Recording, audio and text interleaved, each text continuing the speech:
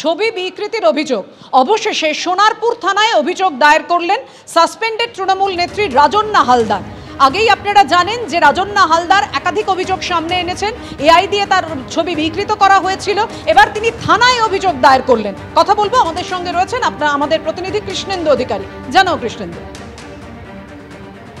দেখো, রাজন্না হালদারের তরফ থেকে থানায় অভিযোগ করা হয়েছে তার ছবি সংক্রান্ত বিষয়ে।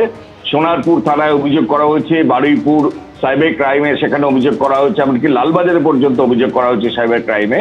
এবং সেখানে দুটো বিষয় তার তরফ থেকে স্পষ্ট করা হয়েছে যে এরকম একটা অভিযোগ আসছে, বারবার বিভিন্ন জায়গায় মোবাইলে ছড়াচ্ছে তার একটা ছবি, এবং সেই ছবিতে তিনি কয়েকজনকে সাসপেক্ট করছেন বা সন্দেহ করছেন। যদি পুলিশ তদন্তের স্বার্থে তদন্ত শুরু করে তাহলে তদন্তের স্বার্থে সেই নামগুলি তিনি প্রকাশ্যে আনবেন।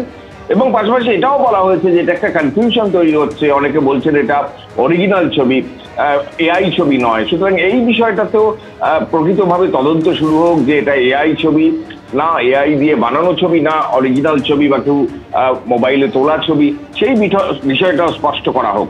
তুমি জানো যে রাজন্না হালদার একদম স্পষ্টভাবে এবিপি আনন্দের ক্যামেরার সামনেই অভিযোগ করেছিলেন যে তার ছবি এইভাবেই বিকৃত করা হচ্ছে এবং বিকৃত করে সেগুলো ছড়িয়ে দেওয়া হচ্ছে মোবাইল থেকে মোবাইলে। এবং এই ছবি ছড়ানোর দিকে আঙুল তুলেছিলেন তিনি শাসক দলেরই ছাত্র নেতাদের বিরুদ্ধে। এবং মনোজিৎ মণ্ডলের কুকীর্তি প্রকাশ্যে আসার পর তার দাবি ছিল যে এরকম মনোজিৎ মণ্ডল তৃণমূলের অন্দরেও ছড়িয়ে আছে, এবং তা নিয়ে রাজ্য রাজনীতি তোলপাড় হয়েছিল। এবং সেই প্রেক্ষাপটে প্রশ্ন উঠেছিল তা রাজন্না হালদার কেন তাহলে পুলিশে অভিযোগ করছেন না। তিনি দলকে জানিয়েছিলেন, কিন্তু দল বললে পুলিশে জানাবেন এমনটাই বলেছিলেন। কিন্তু তারপর অবশেষে সেই রাজন্না হালদারই পুলিশের দ্বারস্থ হলেন, পুলিশের কাছে ইমেল করে তার এই অভিযোগ দায়ের করেছেন।